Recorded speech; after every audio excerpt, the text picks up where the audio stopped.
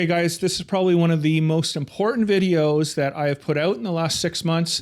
So if you're thinking of purchasing a home in Temecula and Murrieta, I'm going to talk to you about the 7 most important home value factors in both of these cities. And what I mean by that is if there is a downturn, if there is an upward trajectory, what type of home can you purchase that is going to either A, mitigate the loss or really exacerbate the fact that the market is going up and you're going to see more gains on your actual property value? And some of these are universal. Some of these, you can say this about anywhere in America, but there are a few that are specific to the Temecula and Murrieta area. So let's get into this video, watch all the way through. And if you have any questions, you can always just reach out, Google Greenleaf Real Estate and Appraisal. We have over 65-star reviews. We're a licensed brokerage and appraisal company, and we're glad to help. So let's get into it. And the first one that I wanted to talk about is sort of the microclimate or micro location of the home. And guys, this is one of those things that if you see a downturn in the market, you could lose 50 grand off this. And that is backing to a busy street noise, or even the front of your house, lots of cars going by. There's so many reasons why this is not advantageous, especially in Temecula and Murrieta, because it's not only is it annoying, I get that, but because Murrieta and Temecula are so family oriented, or there's a lot of families that live here, they don't want their kids on busy streets.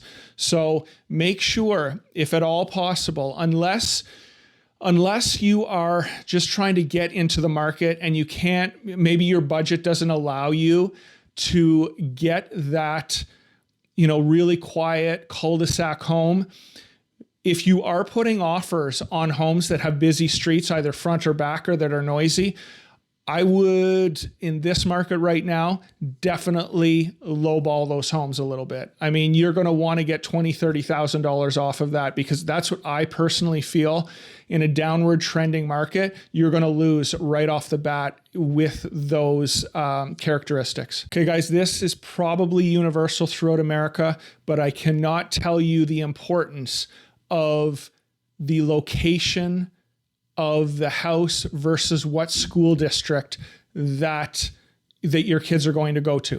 Now, the one benefit of Temecula and Murrieta is you can't really get in a neighborhood that you're going to have a horrible school or a horrible school district. This is maybe a general statement outside of these two cities. If you housing prices, the school district is going to drive housing prices. You can even look at it on a map. If you see a good school district, home prices are going to be higher than if the school district is not. So just moving forward, wherever you're going to buy in Southern California, that is one of the number one factors that you need to look out for. Make sure you do your research, and the house that you are buying is in a good school district. Okay, so the next one is sort of looking into the future. It is more local in way of, I'm guessing this isn't throughout America, but fire hazard or what type of fire zone you're in, and the insurance that you are going to be spending each year to insure your home. I'm not necessarily saying today, yes, it is going to be more expensive than in previous years by a lot, probably $1,500 to $2,000. What I caution people on is, and a great example of this is Duluth. As beautiful as Duluth is, which is west of the 5 up in the hills, I absolutely love that area. But you're going to have to weigh the pros and cons yourself. What happens if the insurance companies get out of hand even worse, or just in general, things get worse in way of fires every spring and summer? And we're getting to a point where you have a home in Duluth that you love, but insurance costs are $10,000 to $20,000 a year. Or what happens if, and I don't know what's going to happen, what happens if you can't even insure that house? So point being is, make sure that you, in my opinion, if you want to be safe, find homes that are within the city of Temecula that are not high fire risks, and Yes, will your insurance go up over time? I'm almost 100% positive that it will, but you're never going to put yourself in a situation where A, you can't get insurance, or B, it's so expensive and no buyer wants to buy your home because they don't want to spend $15,000 a year on insurance for that home. Okay, so the next one that I wanted to talk about are housing taxes. And within the southern part of the Inland Empire, there are a lot of new home communities. These newer home communities, they're going to have higher taxes. 1.85%, 2%, 2.2%, that's total. The base tax in Riverside County, I think, is 1.1%. But when you're getting up and your Mello-Roos taxes are anywhere from $35,000 to $5,000 extra a year, not only are you going to be paying that monthly and your housing payment is going to be a lot higher, the resale on that home is going to be a little harder, in my opinion. People are going to look at those taxes, and if they don't, they eventually will. Sometimes it just blows them out of what they're able to afford. So they love your home, they go home, they write up an offer. All of a sudden they realize that the Mello-Roos and special assessment taxes are $4,500 a year and they actually don't even qualify for that home. So I would say just be careful. There are a lot of nice communities within Murrieta and Temecula that have on the lower end or the lower range of special assessments. You can get them for, anywhere from, let's say, $700 to $2,200 a year. And I would say in that range of special assessments, maybe even 23, 24, you're going to be relatively safe. But be very careful when you find these communities that have extra tax base or taxes up to $4,500 a year. That's really going to be detrimental on a resale, in my opinion.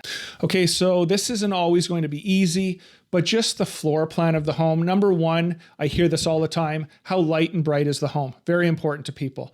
Number two, the average home or the average home buyer in this community is going to want that 2,000 to 2,400 square foot home.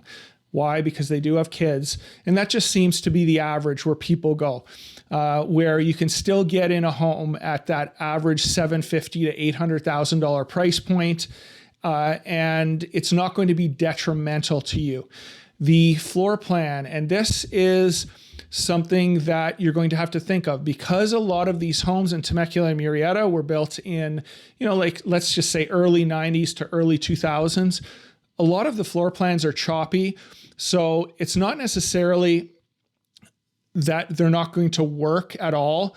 You just have to have a vision of how you can open that floor plan, make the home brighter. And I promise you, if you can do that, you will see a return on your investment in long term, because I don't see those types of things changing much. I don't think in the next 10 years you're going to say, you're going to see families wanting, I want my home boxy and closed off.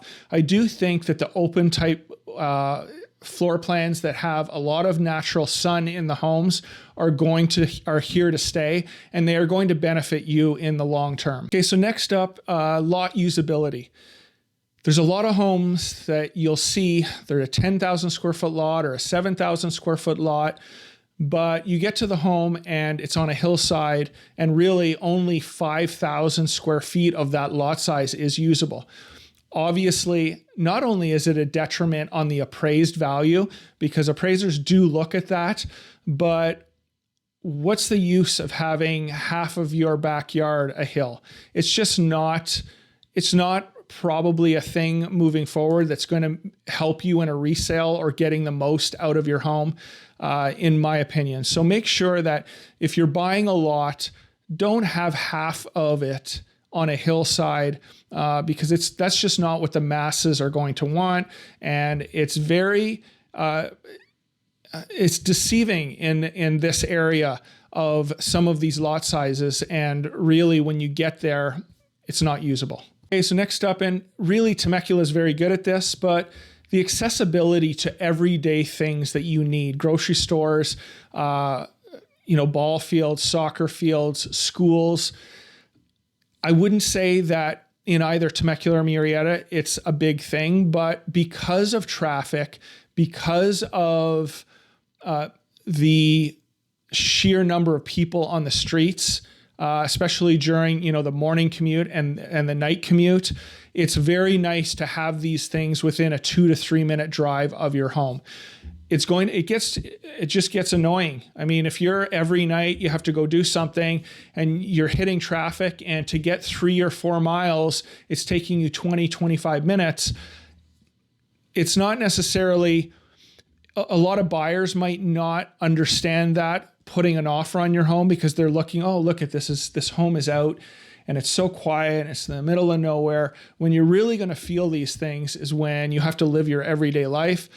So maybe not necessarily, from a value standpoint, but from you getting living there for a year and just pissed off that you don't want to go anywhere anymore because of how long it takes. So these 7 things, when you go look at 3, 4, 5, 6 homes, try and think of those 7 things that I just talked about, and what home is the best for monetarily and lifestyle and quality of life moving forward. And if you take those 7 things when you're searching for a home, I really do think that not only are you going to save yourself monetarily moving down the line if we do have a downturn, but also you're going to have a better life overall. So again, thank you very much for watching the video, and until next time, from Exploring Temecula and Murrieta.